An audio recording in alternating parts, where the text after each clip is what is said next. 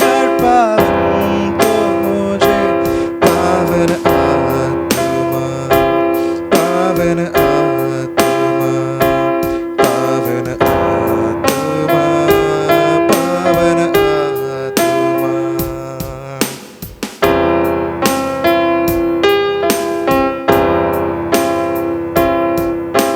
ग्राह दिखा अपना बना, विनती करता हूँ तुझसे।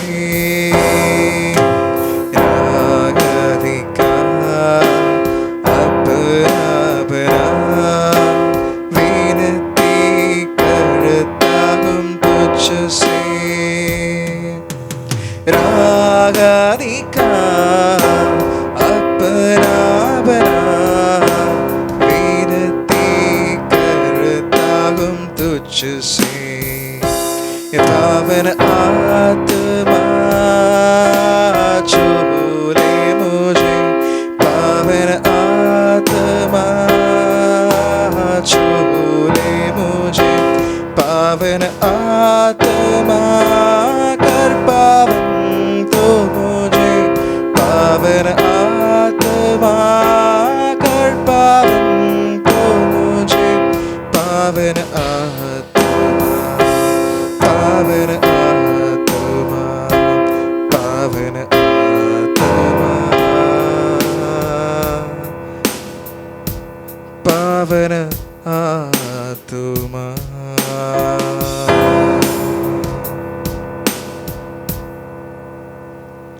খ্রিস্ট যিশুতে আমার প্রিয়জনেরা,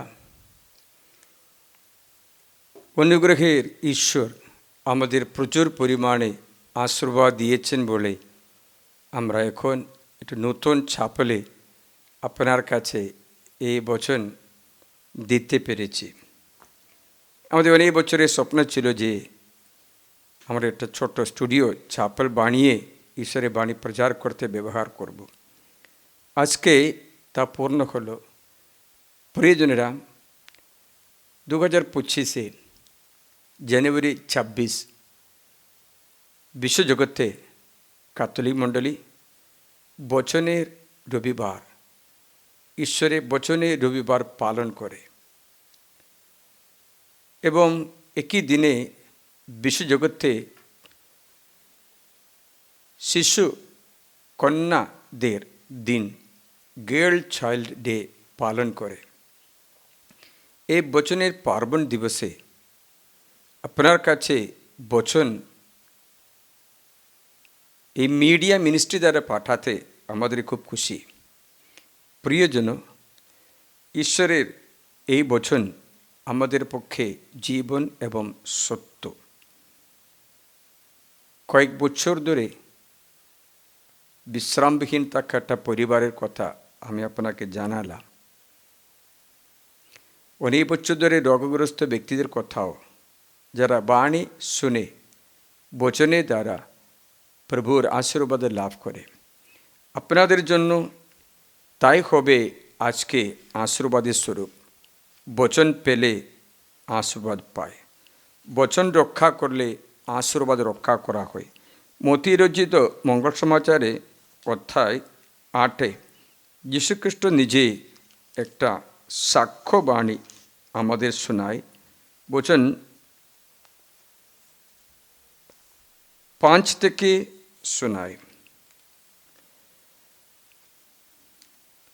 তিনি কাফারনাউমে প্রবেশ করলে একজন শতপতি এসে তাকে অনুনয় করে বললেন, প্রভু, আমার দাস পক্ষাঘাতগ্রস্ত অবস্থায় বাড়িতে শুয়ে আছে, সে ভীষণ যন্ত্রণায় ভুগছে। তিনি তাকে বললেন, নিজে গিয়ে আমি তাকে নিরাময় করব। শতপতি উত্তরে বললেন, প্রভু, আপনি যে আমার গৃহে পদ ধুলি দেন, আমি তার যোগ্য নই। আপনি কেবল বাণী দিন, তাতে আমার দাস সুস্থ হয়ে উঠবে। কেননা আমিও ও কর্তৃপক্ষের অধীন, আবার আমার সৈন্যরাও আমার অধীন।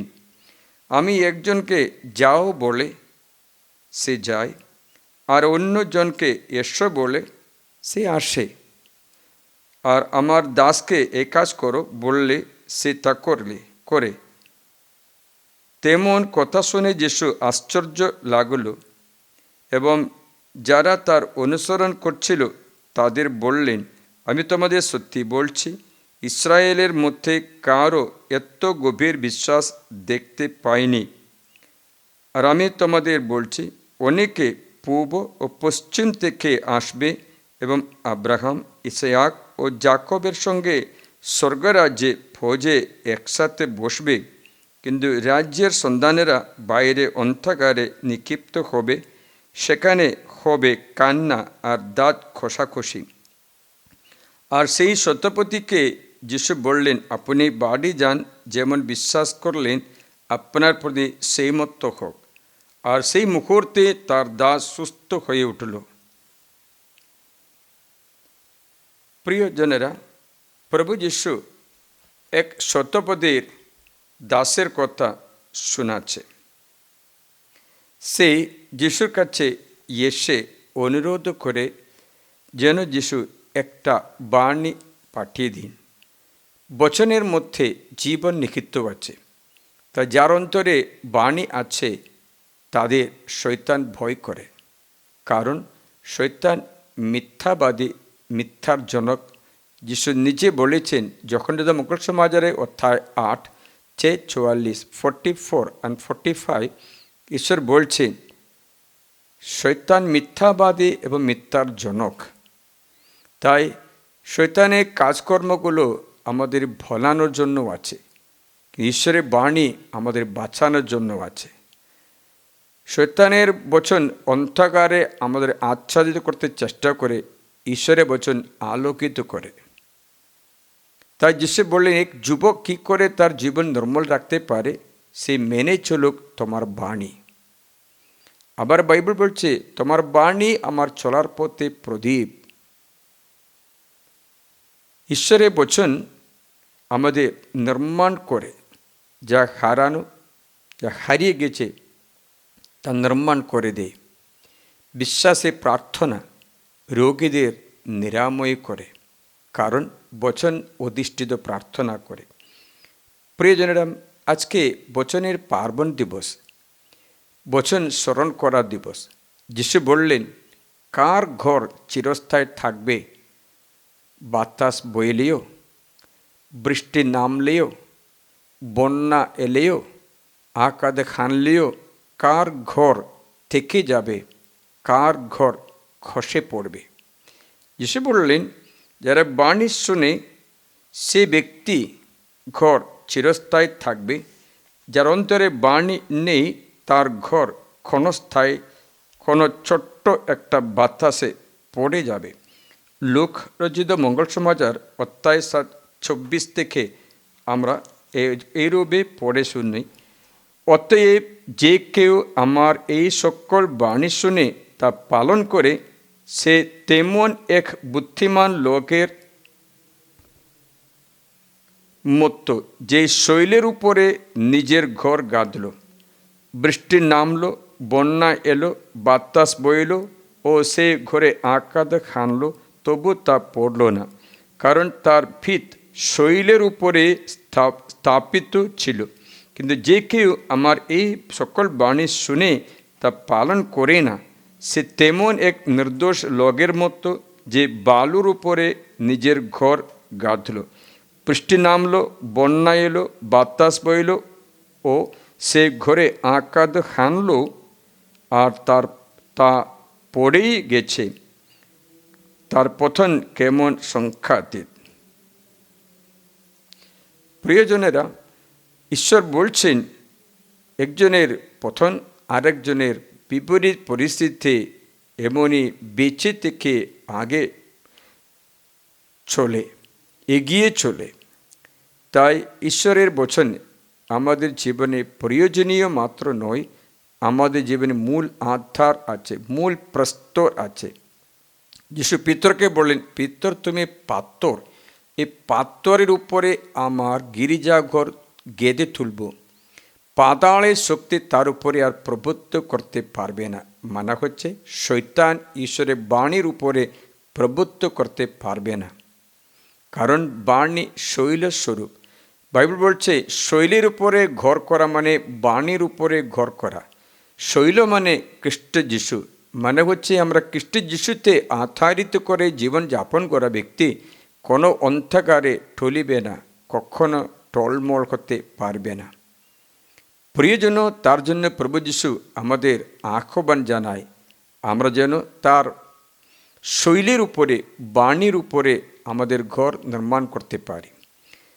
প্রিয়জনেরা, ঈশ্বরের বচন প্রচার করতে অনেক ব্যক্তিরা সহযোগিতা করে, সাহায্য করে। প্রভু যিশু তাদের সকলকে আশীর্বাদ করেন। আমরা পার্থিব জীবনে আমাদের পয়সা, আমাদের ইনকাম, আমাদের কামাই করা, আমাদের টাকা পয়সা শাশ্বত করতে পারে, নশ্বর করতে পারে, আমাদের বিনাশের কারণ হতে পারে, আমাদের পরিত্রাণের কারণও করতে পারে। যিশু বললেন, তোমাদের যা আছে সব কিছু বিলি করে গরিবদের দিয়ে আমার কাছে আসো, তবে তোমাকে স্বর্গে ভাণ্ডার হবে, তোমার ধন ভাণ্ডার স্বর্গে হবে। সে ব্যক্তি ফিরে গেল স্বগার্থ হয়ে, কারণ সম্পত্তি ত্যাগ করতে পারেনি, কারণ তার আনন্দ ছিল তার সম্পত্তি। এমন একটা ধনী মানুষের কথা শোনা আছে যে ধনী মানুষ অনেক জমি জায়গায় খাবার খড় সব কিছু জমিয়ে রাখে। যিশু বললেন, আজ রাতে এই সব কিছু ছেড়ে দিয়ে তুমি আমার কাছে আসতে হয়, তবে কার হবে? আবার যিশু ধনী মানুষের কথা বলে শেখাচ্ছে যে সে ভালো মতো রঙিন পোশাক পরে খাবার দাবার করতো, সব কিছু ঠিক চলতো, কিন্তু একদিন কী হলো, তার মৃত্যু হলো। তখন তার অনন্ত জীবনে কোনো ভাণ্ডার ছিল না। তাই আমরা পার্থিব জীবনে আমরা যা কিচ্ছু করি তার পার্শ্ব প্রতিক্রিয়াও আছে।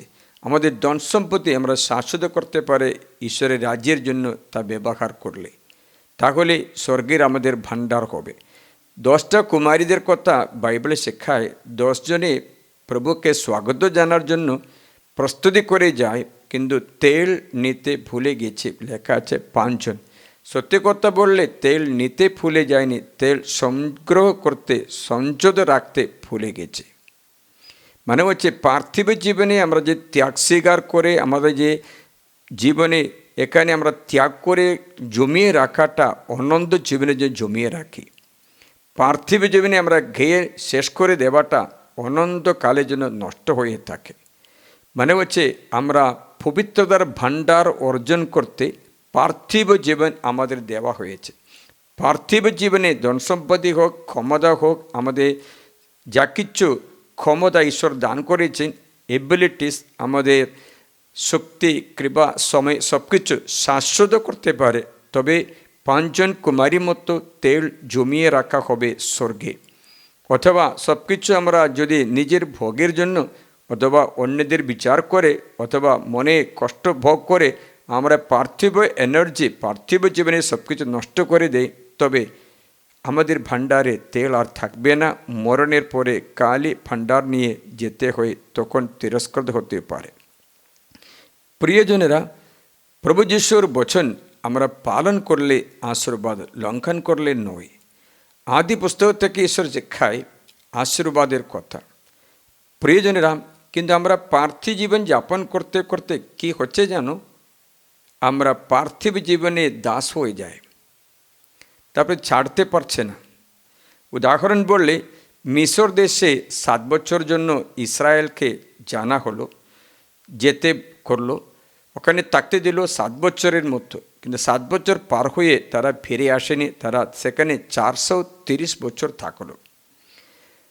থাকার কোনো কষ্ট নেই, ঈশ্বর একটা জনতা বানাচ্ছে, সেখানে জনতা একটা রাষ্ট্র বানাচ্ছে, কিন্তু তারা আস্তে আস্তে কী করলো জানো, ঈশ্বরকে ছেড়ে দিয়ে মিশরীয় দেবতার অনুগামী হয়ে তাদের সঙ্গে এক জনতা হতে চেষ্টা করলো।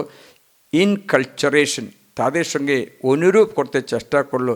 সত্যিকার ঈশ্বর, আব্রাহামের ঈশ্বর, ইসহাকের ঈশ্বর, যাকবের ঈশ্বরকে ভুলে গেছে। তাদের অন্তরে মিশরীয় দেবতা প্রবেশ করেছিল। তারা কি করলেন, এই দেবতার পিছনে যাওয়ার সময় ঈশ্বর 2-3 বার নাকি দর্শন দিয়ে বলেছেন, তোমাদের আসক্ত এসব কিছু ছাড়ো, কিন্তু তারা ছাড়তে রাজি হলো না। ঈশ্বর সতর্ক করে তাদের বললেন, তোমাদের চোখের থেকে আকর্ষিত সে মিশরীয় মূর্তিগুলো ছেড়ে দাও। কিন্তু তারা কি করলেন? তারা ছাড়তে রাজি হলো না। আমি তোমাদের পড়ে শোনাচ্ছি। আমি তাদের বলেছিলাম, এজেকিয়েল 20:7, তোমরা যার উপরে তোমাদের চোখ নিবদ্ধ রেখেছ প্রত্যেকেই নিজ নিজ চোখ থেকে সেই ঘৃণ্য বস্তু দূর করো এবং মিশরের পুতুলগুলো দ্বারা নিজেদের অশুচি করো না। আমি তোমাদের পরমেশ্বর প্রভু। কিন্তু তারা আমার প্রতি বিদ্রোহী হলো, আমার কথা শুনতে রাজি হলো না। আস্তে আস্তে জগতের দিকে অনুরূপ হয়ে যায়। জগতের সব কিছু তার অন্তরে প্রবেশ করতে জগতের দাস হয়ে যায়। যিশু বলেছেন, তোমরা জগৎ বা জগতের কোনো কিছু ভালোবাসো না। ভালোবাসা, ঈশ্বরের ভালোবাসা তোমাদের অন্তরে থাকবে না। তাই আস্তে আস্তে তারা জগতের অনুরূপ হয়ে জগতের মতো চিন্তা করে, জগতের মানুষের মতো খাওয়া দাওয়া, আমোদ প্রমোদ, আনন্দ সব কিছু করতে শুরু করে। তখন কী হচ্ছে? যতটুকু তুমি জগতের দিকে আকর্ষিত করে তত তুমি ঈশ্বর থেকে দূরেও যায়। তার জন্য যাকব বলেছেন, হে অবিশ্বস্ত স্ত্রীলোক সকল, তোমরা নাকি জানো না জগতের সঙ্গে বন্ধুত্ব হলো ঈশ্বরের সঙ্গে শত্রুতা। যারা জগৎকে বন্ধু করতে চায় ঈশ্বরের শত্রু হয়ে যায়। তাই যাকব সতর্ক করে বললেন, কিন্তু ইসরায়েল জনগণ সেটা স্বীকার করতে রাজি হলো না। 430 বছরের মধ্যে জগতের বন্ধু হয়ে মিশরীয় দেবতাদের অনুগামী হয়ে গেল, তাদের পিছনে চলতে লাগলো। আমি তোমাদের এই বচনটা শোনাচ্ছি, শুনবে। হাই অবিশ্বস্ত স্ত্রীলোক সকল, তোমরা কি জানো না যে জগতের সঙ্গে বন্ধুত্ব হলো ঈশ্বরের প্রতি শত্রুতা? তাই যে কেউ জগতে বন্ধু করতে চায় সেই নিজেকে ঈশ্বরের শত্রু করে তোলো। মানে হচ্ছে আস্তে আস্তে ঈশ্বরের শত্রু হয়ে যায়। মিশর দেশে কি হলো? কেন তাদের অত্যাচার করা হলো? কেন তাদের নিপীড়িত করা হলো? লেখা আছে, মিশরীয় একটা নতুন ফারাও আসলো। সেই ফারাও মিশর দেশে ইসরায়েল সম্বন্ধে কিচ্ছু জানা হয়নি। হ্যাঁ, তারা ইসরায়েল জনকে ঘৃণা করতে শুরু করলো। এদের বেনিফ্যাক্টরস ছিল ইসরায়েল জনগণ, মিশরীয়দের বেনিফ্যাক্টরস ছিল, যাদের বাঁচানো ব্যক্তি ছিল, রক্ষাকর্তা ছিল। কিন্তু এখন তারা তাদের চোখের কাটা হয়ে গেছে। কি করে? তারা সত্যিকার ঈশ্বরকে ছেড়ে দিয়ে মিশরের দাস হয়ে গেল। তখন ঈশ্বর তাদের বলেছেন, তোমরা মিশর থেকে বের করে আনছি। সত্যি কথা বলে এক্সোডাস মানে কি? ইসরায়েল জনগণকে মিশর দেশ থেকে বের করে কানান দেশে প্রবেশ করানো? তা নয়। ইসরায়েল জনকে মিশর দেশ থেকে বের করে কানান দেশে পৌঁছবার জন্য যাত্রা পুস্তক শুরু হয়নি। যাত্রা পুস্তক মানে আর একটা ইসরায়েল অন্ধ্রে যতটুকু মিশরীয় চলতে, মিশরীয়দের ছেড়ে দিতে, মিশরীয় তাদের জীবন থেকে ছেড়ে দেওয়ারকে বলে যাত্রা পুস্তক। It is not the exodus from leaving a country to a new country of promised land of Canaan. It is to take away from their body, from their thoughts and lives, what is of the Egypt. What is of the Egypt? Their idol worship, their evil, whatever is inside of them. To take away the Egypt out of them, not that to bring them out of Egypt. The Lord has done this to take away the Egypt from them rather than to bring them out of Egypt. আমরা ভাবছি ওরা মিশর থেকে বের করে আনা। সত্যি কথা বললে মিশর দেশ তাদের অন্তর থেকে বের করা পদ্ধতি তৈয়ার করলো। কী করে আমরা জানতে পারি? মরুভূমিতে দেখো, তারা কি বলেন? আমরা মরুভূমিতে যে চিন্তা করছি, মিশর দেশে সে মাছের ঝোল, মাংস, হাঁড়ি, রসুন, ওই নীল শাক, ও পেঁয়াজ সব খেতে, সর্ষে সব খেতে। এখনও মিশর দেশ তাদের অন্তরে দৃঢ়মূল হয়ে গেছে, এখনও ছাড়েনি। তারা চেষ্টা করলো মাঝখান যাত্রার মধ্যে আমরা ফিরে যাও মিশরে। মানে হচ্ছে ওদের অন্তরে এখনও মিশর দেশ রয়ে গেল, সেটা বের করা। To take away whatever is worldly in you is called exodus. not that to take away from this earth to heaven, to take away from you what is earthly, so that you may become divine. The process of making you divine means whatever the earth has entered into you, made you a slave, যতটুকু পৃথিবী তোমার মধ্যে প্রবেশ করে তোমাকে দাস করেছে, ততটুকু বের করা প্রসেসকে আমরা বলি যাত্রা। তাই মিশর দেশ থেকে বের করা মাত্র না, মিশর দেশে তাদের অন্তরে যতটুকু রয়েছে তাদের মধ্য থেকে মিশর দেশকে বের করা, মিশর দেশ তাদের বের করা নয়, তাদের মধ্য থেকে মিশর দেশ বের করে নেওয়া। তা কী করে জানতে পারি? এরা যাত্রা মধ্যে মসি যখন প্রার্থনা করলে সিনাই পর্বতে নাকি গেল 40 দিন, তারা কী করলেন? মিশর দেশে মূর্তিগুলোর পিছনে গেলে তারা মূর্তি বানালো, একটা গুরুর মূর্তি, একটা ষাঁড়ের মূর্তি বানালো। মিশর দেশে দেবদারা কি মূর্তি বানালো? ষাঁড়ের মূর্তি বানিয়ে পূজা করছিল। এরা প্রমাণ করলো এখনও তাদের মধ্যে মিশর দেশ রয়ে গেল। তার জন্য মসি যখন প্রার্থনা করতে গেলো, ইসরায়েল জনগণ মসিকে ছেড়ে দিয়ে, ইয়েহোবাকে ছেড়ে দিয়ে আবার মূর্তি বানিয়ে পূজা শুরু করলো। মানে তাদের অন্তরে এখনও মিশর দেশ রয়ে গেল। A process of taking away the Egypt from the mind, from the life, from the thoughts of these people is called Exodus. প্রিয়জন, তোমার অন্তরে যতটুকু পৃথিবী জিনিস প্রবেশ তোমাকে দাস করে সেই সব বের করা প্রসেসকে বলে আমরা বলে স্বর্গীয় যাত্রা করা অথবা স্বর্গরাজ্য স্থাপন করা। তোমার অন্তরে স্বর্গরাজ্য স্থাপন করা, তোমার থেকে এই পৃথিবী দূর করা প্রসেসকে বলে স্বর্গরাজ্য স্থাপন করা। সো তারা মূর্তি বানিয়ে পূজা করে দিল, ষাঁড়ের মূর্তি বানিয়ে আরণ বল, মানে এখনও তাদের অন্তরে মিশর দেশ রয়ে গেল। তার জন্য ঈশ্বর কী করলেন? সিনাই পর্বতে এখানে অনেক বছর তাদের থাকতেই দিল, যেন তাদের মধ্য থেকে মিশর দেশ ছেড়ে যেতে জন্য পারে, মধ্য থেকে মিশর দেশ দূর করতে জন্য পারে, তাই দূর করে দিল। তখন মাত্র তারা দূর করতে চাইল না, মনে রাখবেন, তার দুজন মাত্র ভালো হয়ে গেল। বাকি সকলে যাদের অন্তরে মিশর দেশ রয়ে গেল তারা সকলে মরুভূমিতে মারা গেল। মিশর দেশে বের করা জনগণের মধ্যে মিশর দেশ রয়ে গেল, তাদের বের করতে পারছে না বলে ঈশ্বর কী করলেন? তাদের সকলকে মরতে দিল কোথায়? মরুভূমিতে। কিন্তু মরুভূমির জন্ম হওয়া ছেলে মেয়েরা তারাই প্রবেশ করলো কানান দেশে। তাদের অন্তরে মিশর দেশ আর নেই। There is no Egypt in their hearts. There is no Egyptian idols in their hearts. So Jesus waited the 40 years in the desert so that to take away the Egypt from their body, from their thought, from their lives. তাদের মধ্য থেকে মিশর দেশকে বের করার জন্য নেওয়া সময় হচ্ছে যাত্রা পথে 40 বছর। প্রিয়জন, আমাদের পার্থিব জীবনে যতটুকু জাগতিকতা প্রবেশ করে আমাদের দাস করে দিয়েছে, দুঃখের হোক, বিনাশের হোক, অভিযোগের হোক, কোনো ক্লেশের হোক, কোনো হিংসা ঈর্ষার হোক, আমার মধ্যেও তোমার মধ্যেও থাকতে পারে মিশর দেশ। এই জগতের এই প্রলোভন তা বের করা প্রসেসে বলে আমরা বলি খ্রিস্ট রাজ্যে প্রবেশ করা, ঈশ্বর রাজ্যে প্রবেশ করা।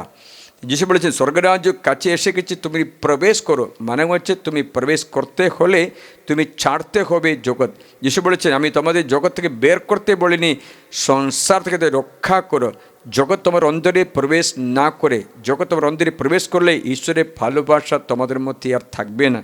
প্রিয় ভাই বোনেরা, এই পূর্ণ মুহূর্তে ঈশ্বর আমাদের বাণী শিক্ষায় যেন আমরা যতটুকু জাগতিকতা, যতটুকু মানুষের মধ্যে আমার মধ্যে জগৎ প্রবেশ করেছে, আমাকে দুঃখ ভোগের, কষ্ট ভোগের, জগতের সব কিছুর দাস করতে, গ্রাস করতে দিয়েছে, সেসব বের করে যখন বের হয়ে যায় তোমার অন্তরে বাণী রয়ে যাবে। সেই বাণী দ্বারা তুমি বিজয় হতে পারবে। চাই বাণী চকচক করতে হলে বাণীকে রাখা তোমার হৃদয়ে এমনই পবিত্র করে দেয় যে মলিনতা, জাগতিকতা দূর করে দেয়। প্রিয়জন, এই বচনের পার্বণ দিবসে আমরা স্মরণ করি বচন তোমাদের পরিশুদ্ধ করবে। কেন বাণী পড়ছে? আমি তোমাদের অনুরোধ করছি বাণী যেন পড়ে বাণী প্রবেশ করতে।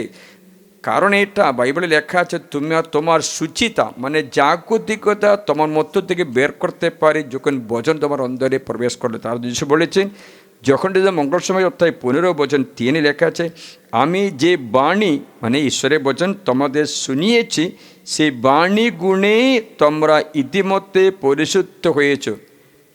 Look, the man is made holy by the word of God. ঈশ্বরের বচনে দ্বারা অন্তর পরিশুদ্ধ হবে, মানে জাগতিকতা, জগতের সব কিছু। জগতে কী কী আছে জানেন? জগতের যা কিছু আছে, বাইবেল বলছে প্রথম যখন 2 অধ্যায়ে 15 থেকে 17 পর্যন্ত জগতের যা কিছু আছে, ঈশ্বর বলেছেন জগতের যা কিছু আছে সেটা জানো, চোখের লালসা, দেহের লালসা, ঐশ্বর্যের দম্ভ। যখন অধ্যায় 2, যখনের পত্র, প্রথম পত্র 2 অধ্যায় 15, 16, 17। জগৎ বা জগতের কোনো কিছুই তোমরা ভালোবেসো না। কেউ যদি জগৎকে ভালোবাসে তাহলে পিতার ভালোবাসা তার অন্তরে নেই। মানে হচ্ছে যে ব্যক্তির অন্তরে ঈশ্বর নেই, যে ব্যক্তি জগতের পিছনে দৌড়াদৌড়ি করে, জগতের আমোদের পিছনে, জগতের ধন সম্পদের পিছনে, জগতের সম্মান মান সম্মানের পিছনে দৌড়াদৌড়ি করা ব্যক্তি, বাইবেল বলছে তার অন্তরে ঈশ্বর নেই। মানে হচ্ছে জগৎ আছে, ঈশ্বরের কোনো স্থান নেই। আমার প্রার্থনায় যে এই বচনের দিনে তোমার অন্তরে ঈশ্বরের কোনো একটা স্থান তোমার হৃদয়ে রয়েছে কিনা। বাইবেল বলছে তাহলে পিতার ভালোবাসা তার অন্তরে আছে। যদি ঈশ্বর নাই তাহলে ভালোবাসা নেই। কেননা জগতে যা কিচ্ছু আছে, দেহ লালসা, চক্ষু লালসা, ঐশ্বর্যের দম্ভ, এ সমস্ত পিতা থেকে নয়, জগৎ থেকে উদ্গত। আর জগতের নিজেই তো লোভ পেতে চলেছে, তার লালসাও তাই। কিন্তু ঈশ্বর ইচ্ছা যে পালন করে সে চিরস্থায়ী। বৎস এ তো অন্তিম ক্ষণ। তোমরা শুনেছ খ্রিস্ট বৈরী আবির্ভূত হয়েছে, এতে আমরা জানতে পারি যে এটি অন্তিম ক্ষণ।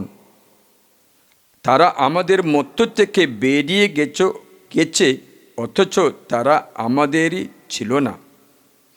প্রিয়জনেরা, জগতের এই দেবতা, জগতের এ সব কিছু আমাদের অন্তর থেকে বের করা প্রসেসকে বলে স্যাংটিফিকেশন,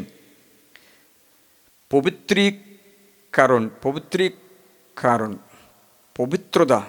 মানে হচ্ছে স্যাংটিফিকেশন। যতটুকু তুমি বাণী দ্বারা প্রবেশ করতে দেও ততটুকু মলিনতা বাইরে যায়। আপনারা জানেন কী করে একটা বোতলের ভিতর থেকে ময়লা বের করবে? বলে দিন। বোতলের মুখটা যদি ছোট্ট, পেটটা বড়, কী করে ভিতরে থাকা ময়লা বের করবে? কিছু ঢুকবে না তো ভিতরে। তা কী করতে হবে? তাই লোকেরা কী করে যেন জোর করে একটা পাইপ দিয়ে জল ওর ভিতরে ঢুকে দেয়, তাই জলের সঙ্গে মলিনতা জোর করে বোতল থেকে বের হয়ে যায়। তেমনি পরিশুদ্ধ করে, মানে হচ্ছে তোমাদের অন্তরে থাকে জাগতিকতা যত বচন অন্তরে প্রবেশ করতে দেয় তত তোমার অন্তর থেকে মলিনতা বের হয়। তখন এই বচন পূর্ণ হয়, যে বাণী আমি তোমাদের শুনিয়েছি সেই বাণীগুণে তোমরা ইতিমধ্যে পরিশুদ্ধ হয়েছ। মানে হচ্ছে you are listening to the word of God means you are sanctified, you are made holy, you are made like Jesus. তোমার মধ্য থেকে জগতের সব কিছু, জগতের যা কিচ্ছু আছে সে কিছু বের করে করে করে যখন তুমি সম্পূর্ণরূপে বের করে হয়, তোমাকে বলে সাধু, you are a holy person. Jesus remain in the world without being member of the world. জগতের না হয়ে জগতে বাস করে, জিসাস বলেছে তোমরা জগতের নয়। জগতের নয় মানে হচ্ছে জগৎ তোমার অন্তরে প্রবেশ করতে দেবে না। যেমন একটা জাহাজ সমুদ্রে কোথাও ইচ্ছা করে সেখানে নিয়ে যেতে পারে, কিন্তু যদি জাহাজের একটা ফুটো তাকে সমুদ্রে যদি ঢুকতে চায় তাহলে তুমি জানতে হও তোমার জাহাজ আগে চলতে পারবে না, ও ডুবে যাবে। এই সাগরে ডুবে যাবে, সাগরে ডুবে গিয়ে সেখানে থেকে নষ্ট হয়ে জাঙ্গুতরে নষ্ট হয়ে যাবে। যদি এই সংসার জগতের মলিনতা, জগতের এই সমুদ্র জল জাহাজে ঢুকতে না দাও, তার তুমি যেখানে ইচ্ছা তোমার জায়গা নিয়ে তুমি ঘুরতে পারো, ফ্রিডম পেতে পারো। মানে হচ্ছে আজকে আমার প্রার্থনা ঈশ্বরের বাণী দ্বারা তোমাদের রোগাব্যাধিও সুস্থ হয়ে তোমাদের সব কিছু পূর্ণ হয়ে যায়। আমি প্রার্থনা করছি। প্রিয়জনে হাট্টুপাত করি, সবাই হাট্টুপাত করি, প্রার্থনা করি। আজকে এই নতুন চাপলে এখনো যিশুকে রাখা হয়নি, তার জন্য এখন রাখার পর্যন্ত আরাধনা চলবে না। আরাধনা করব তাড়াতাড়ি। তোমাদের জন্য প্রার্থনা করছি যেন খ্রিস্ট যিশু তোমাদের অন্তরে প্রবেশ করে বাণী দ্বারা, যেন তোমরা জীবন্ত ঈশ্বরকে আরাধনা করতে পারে, তোমরা ঈশ্বর হয়ে থাকতে পারে, তার জন্য প্রার্থনা করি। আশীর্বাদ। প্রিয় যিশু, বচন দ্বারা আমাদের পরিশুদ্ধ করো, বচন দ্বারা শয়তানকে দূর করে দেয়, বচন আমাদের অন্তরে প্রবেশ করতে দাও, যেন আমাদের অন্তর থেকে সমস্ত মলিনতা জাগতিকতা দূর হয়ে আমরা যিশুর মতো হয়ে যায়। যিশু বলেছেন, যা কিছু তোমরা শিখেছ তুমি গুরুর মতো হবে, গুরুর মতো হবার কৃপা আমাদের দান করো। আমাদের দুঃখ ক্লেশের কারণ জগৎ আমাদের মধ্যে প্রবেশ করেছে, আমাদের ব্যথা বেদনার কারণ জগতের আমাদের লালস আমাদের ধরে নিয়েছে, আমাদের অশান্তির কারণ আমরা প্রভুকে ছেড়ে দিয়েছি অথবা জগতের চিন্তা প্রবেশ করেছে। আজ খ্রিস্ট যিশুর নামে আমি তোমার জন্য প্রার্থনা করি, এই জাগতি তোমার মধ্য থেকে দূর হয়ে তুমি আশ্রয় লাভ করো। পিতা ও পুত্র পবিত্র আত্মার নামে আমি সকলকে এই দিনে শুভেচ্ছা জানাই। জয় যিশু।